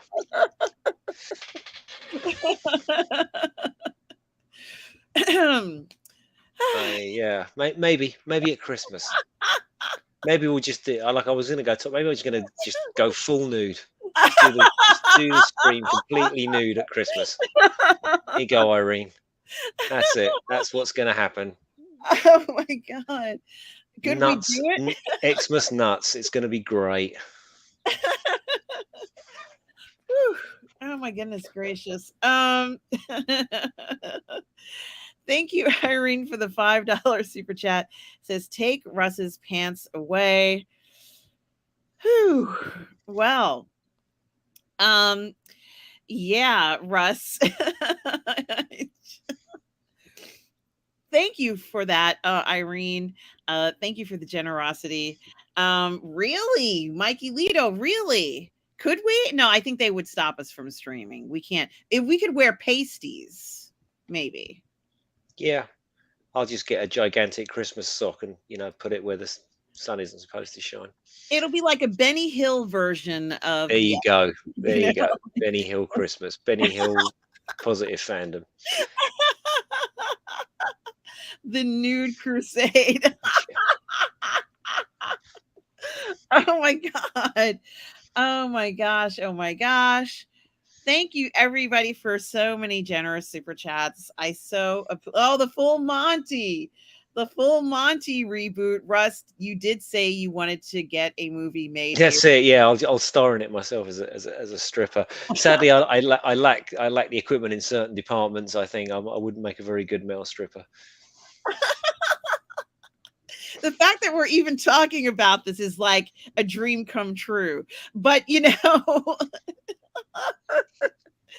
oh my goodness gracious. Oh my gosh, Stavros. Woo! Wow, this is definitely new. You have to wait till Christmas, Stavros, and then I'll get out the full turkey. There you go, last chicken in Sainsbury's. Yeah. Wow. This has become a very adult show. Um, yeah, my goodness gracious. Once again, thank you, Irene, for the $5 super chat. Your comments will be considered very carefully. Um, and I think that really is quite apropos. Darth Plato saying, tune in to Sunday Brunch auditioning for Magic Mike.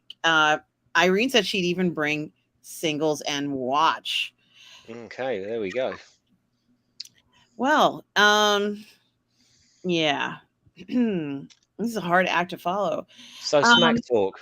I think it's more than smack talk. This is pretty much sort of what I liked about what they were doing with Balin here was dark side of smack talk is not it's less about smack talk and more about probing for your sort of psychological weaknesses. But Ahsoka's like a proper Jedi.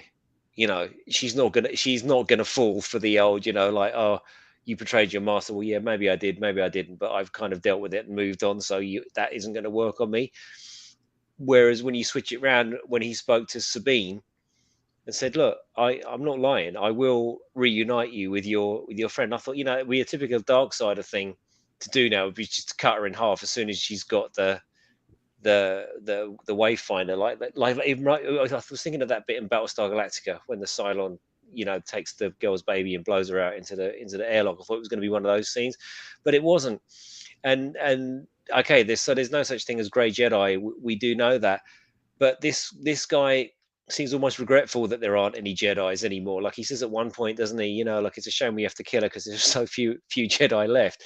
So he's got some admiration for it, and he stuck by his word. Like when Shin tried to choke her out, which I thought was awesome. He's like, no, cut that out. We've made a deal. I've given her my word. That's it. Bottom line, I'm going to deliver on my promise, and that's why I kind of hope that Sabine turns to the dark side. I think that would be awesome. I was kind of hoping that Ray would turn to the dark side as well. I thought that would have made those films better. But yeah, so I think that's what was going on there. In terms of fight choreography, um, this this show could do better, and it really could do better with Sabine because you can tell someone if you know anything about martial arts, you can tell that her positioning was pristine. It just seems a little bit slow, I would say, but certainly Balin is the standout, isn't he? He's the absolute standout character. But the actor unfortunately has passed away. So the question is are they going to recast him?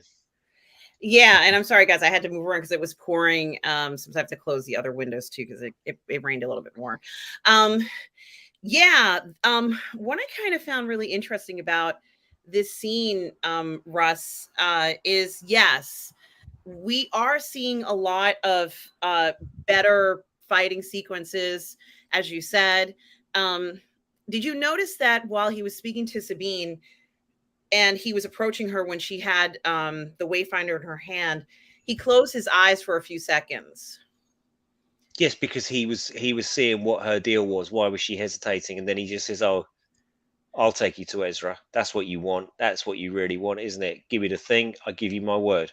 And Me, they gave us a physical manifestation of his power. So like, in other words, they didn't have to do that, but they wanted us to see that he was using the force. And I had said, that kind of reminds me of Mace Windu, because Mace Windu had his power, or one of his strengths is that he's able to find your weakness when he fights you.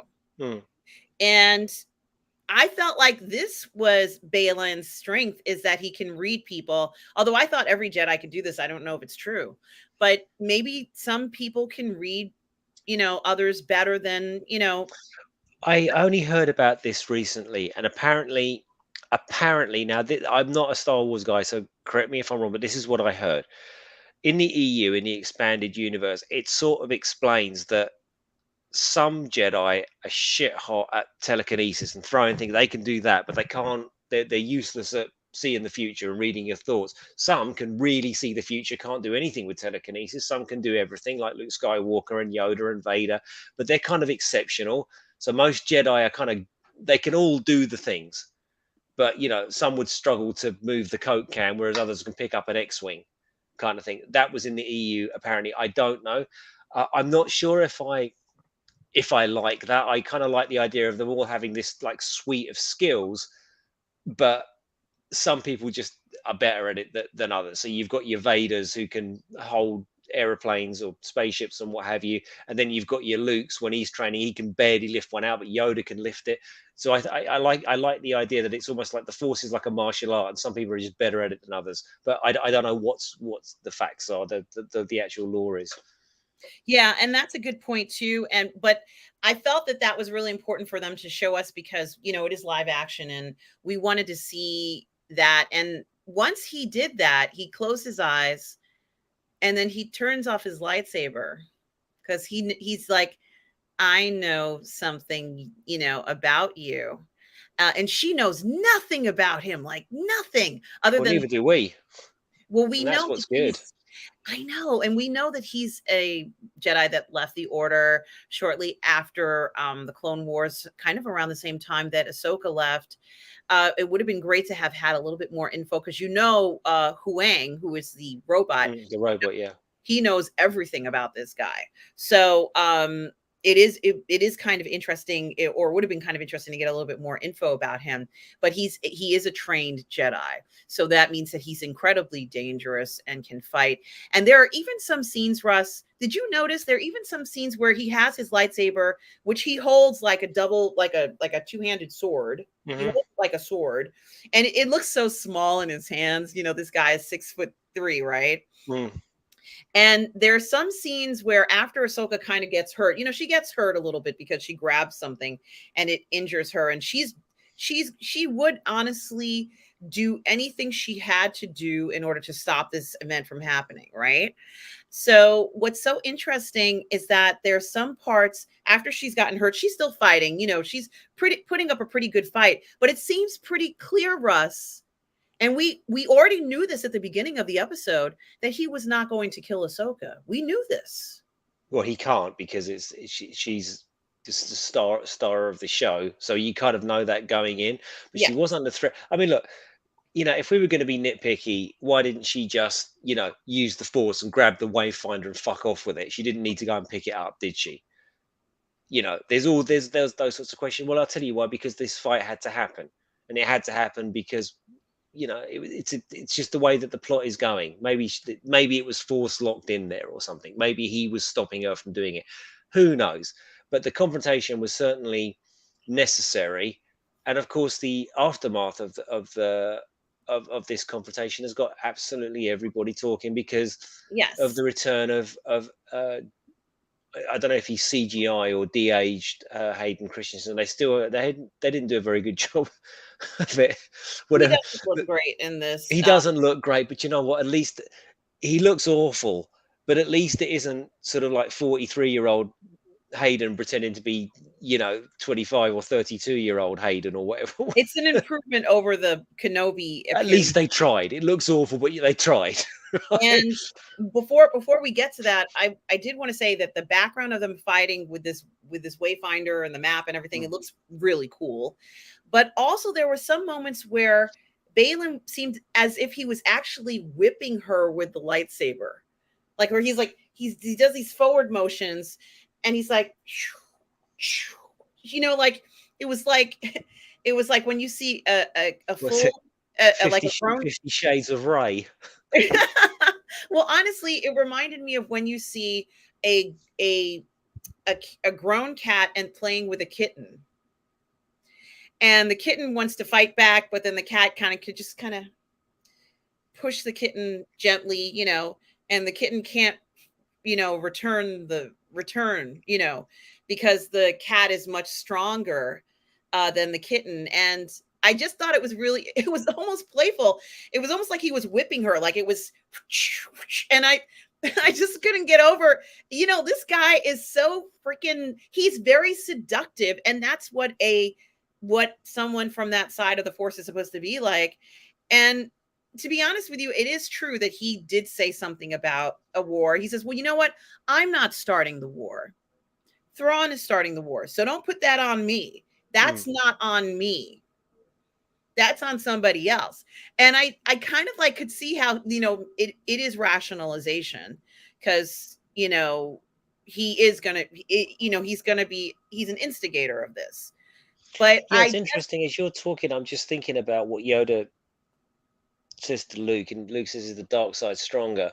And Yoda says, "No, it's quicker, easier, and more seductive." We've never actually seen the dark side been in any way sort of seductive, unless it's the sort of Emperor making vague penis references while he's stroking his lightsaber, saying, you want this, don't you, boy? Take your weapon, use it," and all yeah. that kind of stuff. It's vaguely pervy, pervy palps, but actually it's normally more threatening, isn't it? And more sort of Mhm. grandiose than seductive. Whereas this guy is a bit of a, he's a bit of a bit of a sex magnet for the Oh, ladies of a he's certain age, smoking and hot. He's just like, he's kind of bringing it, isn't he? He's kind of bringing this sort of sympathetic mm, yet dangerous. He's a bad boy, sympathetic yet dangerous. Like, that he's dangerous. You know that he's going to do. He might just do something, put you on the back of the motorbike and whip you away. Whatever it was you were yes, saying last week, right? yes, But he yes. is quite seductive and reasonable. And I think that's something that they may have picked up from Andor. Is, from Andor, it was like the banality of evil. It was just sort of like officials them. And this guy's seductive in that he's making a good point. Like, the war's not on me. You want to see this guy that you love? I'll take you to. Just give me the fucking map. All And right, or die, and I'll take but the map, he, whichever around you want it. but he does it with finesse, Russ, and I think that it certainly um was done so well. And I think that Ahsoka realized that she was injured, but Mm. she also knew he was not going to kill her. And so her concern was knowing that Sabine, she was uneasy. He knew that she was uneasy about Sabine. He didn't verbally say it. Yeah, He that's didn't right. verbally But say it.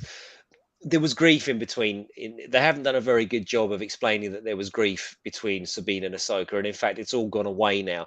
And there's these sort of like, where it's not so great, if you like, if you're gonna be nitpicky and ultra critical, there's this sort of like acceptance in these two episodes that, we've had a bit of a rocky start. Are we going to make callbacks to our sort of rocky start? But now we're wink. Now we're getting along, and it's kind of like, well, yeah, but you didn't really successfully show any conflict between the two of them. So it all feels that side of it feels a little bit forced. But that's just fucking nitpicking.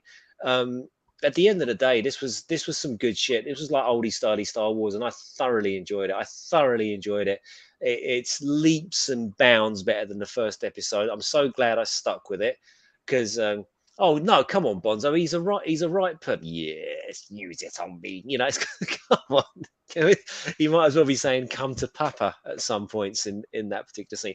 No, this is really, really great. It's a real improvement. I'm thoroughly enjoying it, as I Well, said. I equated, and of course he pushes Ahsoka off the ledge, and he's like, she'll survive, but she'll live Well, to fight maybe another not, day. Aram. I keep thinking about what you're saying there. I think no, maybe he thinks he's killed her, and I think he killed her with regret. That's what, because he mentioned this. Like, it's a shame we have to kill her. There are so few Jedi's left, and then before he does, kill her, which, we've seen Darksiders make this mistake before. Like, Luke chucked himself off the gantry, and Vader thought that was it. Thought he was brown bread, and the same here.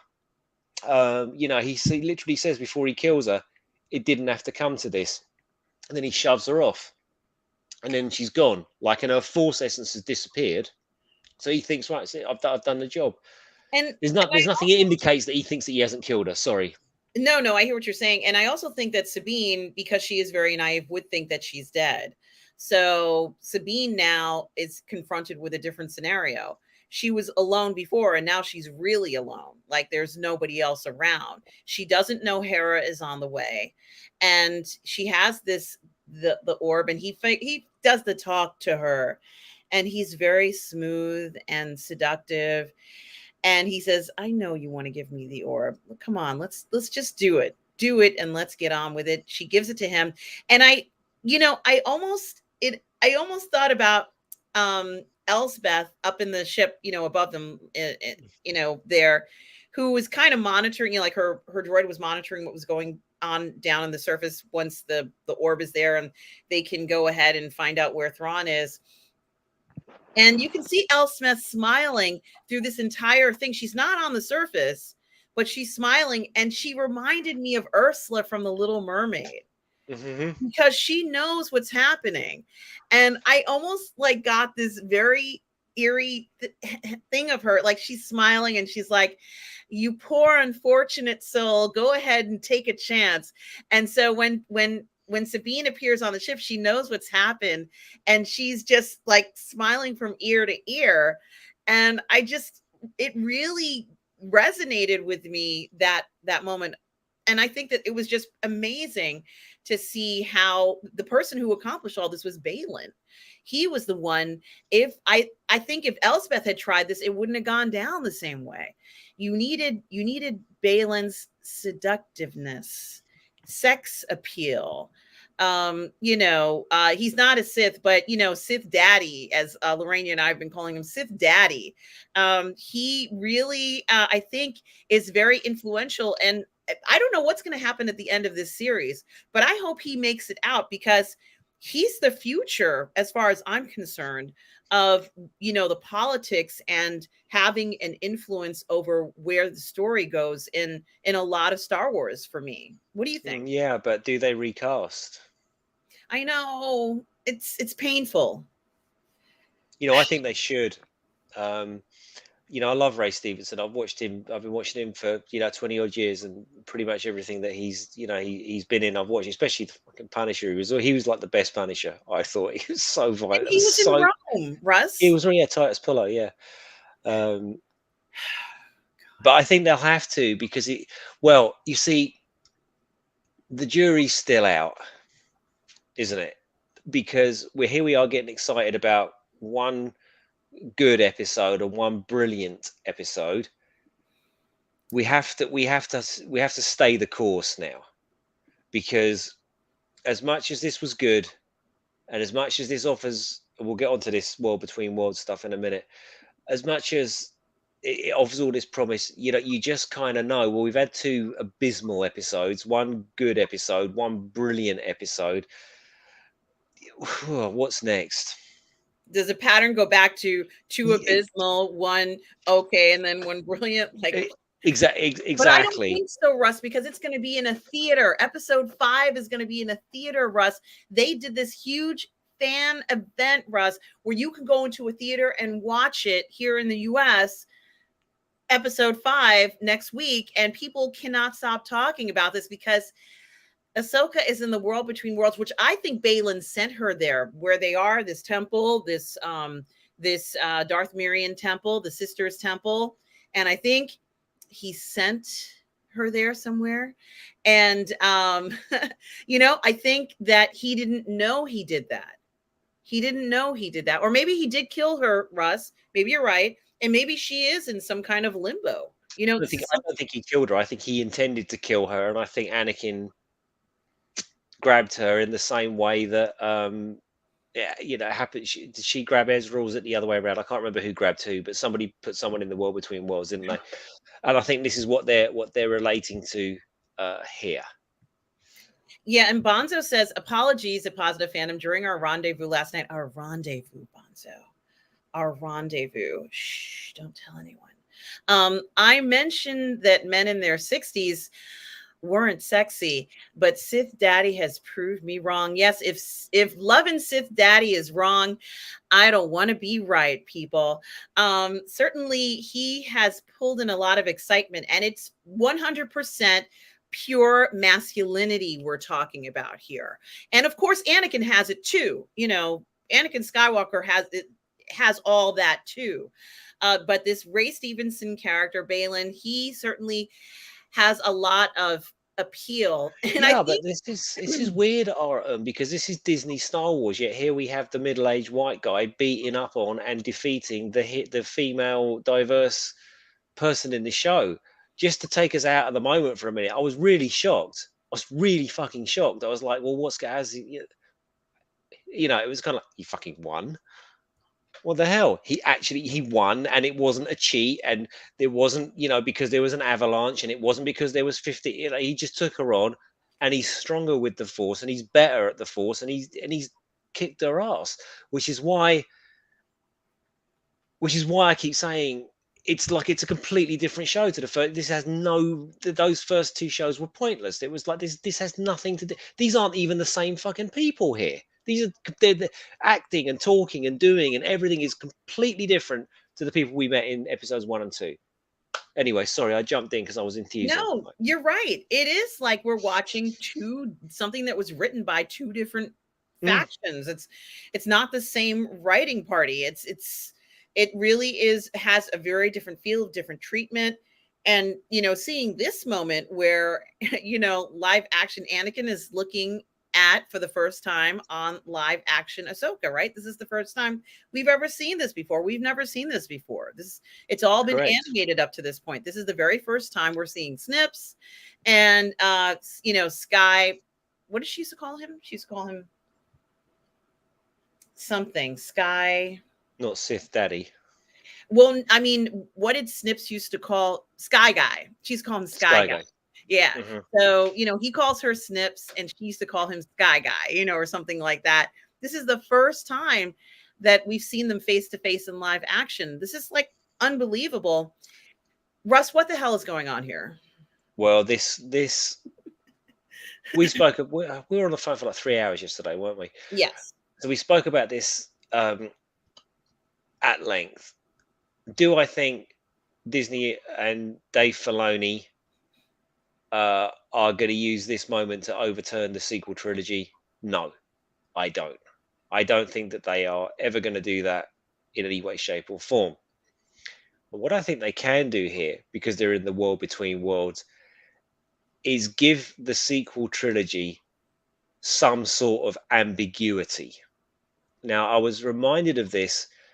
I know Star Trek fans hate J.J. Abrams' Star Trek. I know that. I really enjoyed that film. I'm not going to lie; it was good fun. I'm not a huge Trekkie, so for me, it was great, and I really liked, Carl Urban pretending to be D4. I thought that was fantastic. I really had a good time.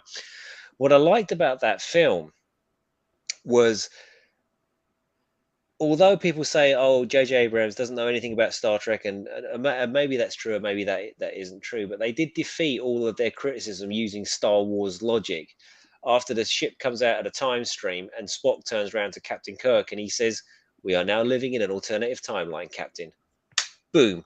That's completely analogous with what happens in Star Trek. We know that can happen and does happen and will happen, and it has just happened, which kind of gets you around your 5-year mission to seek out new. Well, they're in an alternate timeline. So that 5-year mission to seek out new life and new civilizations certainly happened in that universe, but in this branch, in this tranche, it's not happening because now we're off to fight good-looking bloke that was in Troy. His name Eric Banner. Eric Banner. We're going to go fight Eric Banner instead. And I love that. I love using the logic and the law to defeat the gatekeepers in this particular instance, if you like. So what am I saying here?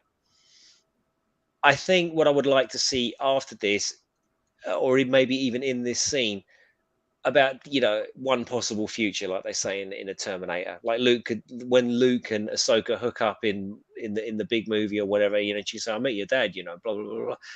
And we just allude to one possible future. It's one possible outcome. We don't know now that you've been in the world between worlds. We don't know.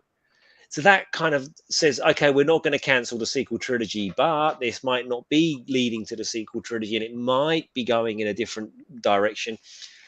It's a bit like the animated Snyderverse stuff. It's not what hardcore Star Wars fans want. I know they want it completely expunged from existence, but at least this might give you a way of salving at least your own feelings and pretending that the Filoni verse doesn't lead to the sequels, and perhaps it doesn't. And then they've sort of given themselves a creative out as well. I mean, we spoke a lot about AI and the writer's strike and the actor's strike and stuff like this. But if Disney really want to, if Disney really want to go down that road, then all they've really got to do is say, look, we know that our films weren't particularly popular, so what we're going to be doing is we're going to be taking episodes from the life of Luke Skywalker, Han Solo, and Princess Leia, but we're going to have to use AI to do that. Would you be cool with that, fans? Because we've spoken to the estates and they're cool with it, and the fans be going, oh my god, yes, please, let's have young Luke, let's have young, and they'd be shooing in the new order of new order of AI actors for Star Wars, and I think people would lap it up. So they've got a chance. They've got a chance to not erase things, but just give the disgruntled exiting fan group, give them something to cling on to. Tell them it might not be leading that, and I think they'll have a win.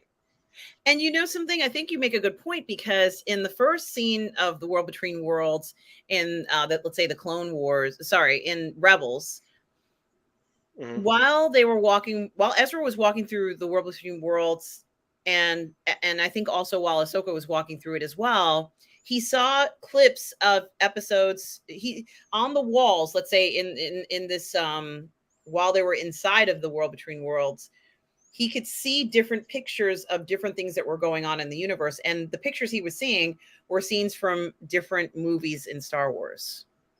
Were they animated? Because I've never seen it. Were they animated renditions of Luke fighting Vader? Yes. Or what? Right, yeah. And I thought to myself, wouldn't it be interesting if they went ahead and put more in there, stuff we haven't seen yet? In here, in this sequence here. In not between Ahsoka and Anakin, but on the walls. Yeah, like, maybe you've got, I tell you what would be absolutely fucking awesome, and this is how they could do it. If you had grumpy old Luke with his titty milk, but then you sort of scroll past it, but then there's another Luke at the head of this massive Jedi Order. So which Luke is it? You've got Luke, Han, and Leia standing there, and it's kind of the same guy. That's what I was getting at. And then, it's like, but they're all old, and it's like, oh, what the fuck? And maybe they didn't have to talk about it at all. But maybe that's your get out. I know people are going to go, yeah, okay, I know people don't like the multiverse, but what I do know is that Disney, as tone deaf and as wedded they are to their social messaging that they're doing, they just, if not Kathleen Kennedy herself, who seems to be oblivious to anything other than the shit she wants to make, that doesn't seem to be anything that anybody else wants. Just take that aside. There must be people within Lucasfilm that absolutely know they have fucked this up royally. Like they have taken, it's reverse alchemy. They've taken solid gold and they have turned it into shit for the most part, with a few nuggets of gold still left in. Oh, look, here's Andor, and oh, look, there's season 2 of The Mandalorian. But by and large, it's been disappointing, has fractured the fan base, and isn't making them a fraction of the money that they thought it would. All right. Yes, it's paid for itself. Yes. But culturally, Star Wars is fucked at the moment. Let's be honest. Nobody cares. Look, this moment, Russ, from what we saw in this episode, was incredibly exciting. I haven't been this excited about an episode in ages. Okay, not since I saw Andor. In fact, for me, this is actually more exciting than Andor. This in a different way. In a different way, yeah. So, as far as I'm concerned, for them to go ahead and say we're going to have this fan event, and it's a fan event, we want fans to be there. There's only 10 theaters that this thing is showing at. I'm grateful, but what they should have done is to say, hey guys, for $5, you guys can go see episode 5 in the theater on Tuesday next week at 8:00. Well, here's the thing, just before you carry on. See, after episodes 1 and 2, I've been trying to, build up my enthusiasm to put myself through episodes 3 and 4, right? There's always been something better to do, and that normally means 4:20, a glass of milk, and some nonsense on YouTube, and not what I'm supposed to be doing, which is watching and reviewing Ahsoka. Even last night was a banner day of sports. There was cricket, there was football, and there was rugby. So it wasn't happening then. So this morning I got up and I thought, fucking all right, all right, all right, all right. And I was on the edge of my seat, and Anakin turns up, and I'm like, oh great, well, what, you can't end it there. So now Wednesday morning, I'm up double early. I want to see. I want to see it. I want to see it first. I want to see it before I've seen any fucking thumbnails on YouTube, which is getting more and more irritating. And Anakin dies shock. Oh, for fuck's sake! Thanks, guys. Do you know what I mean? So yeah, I am. I feel you. I'm excited. I am excited. Yay! Yay! Yay! Okay. Guys, it is the end of the show. I want to It thank is? Oh, everybody. okay. Yeah. I want to thank Irene for the $2 super chat, and she also gave me another $5 super chat. Irene, thank you for your generosity today. Also, Tom Jr. Jackson for the $2 super chat. Really appreciate it. Darth Plato as well for a $3 super sticker, the thumbs up.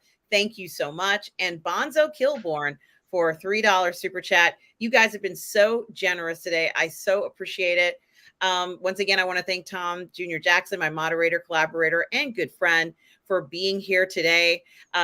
It's so appreciative of all of you guys in the chat for giving us your opinions and thoughts and concerns about everything. Russ, did you want to say anything else before we shut down the show? Restore the Snyderverse.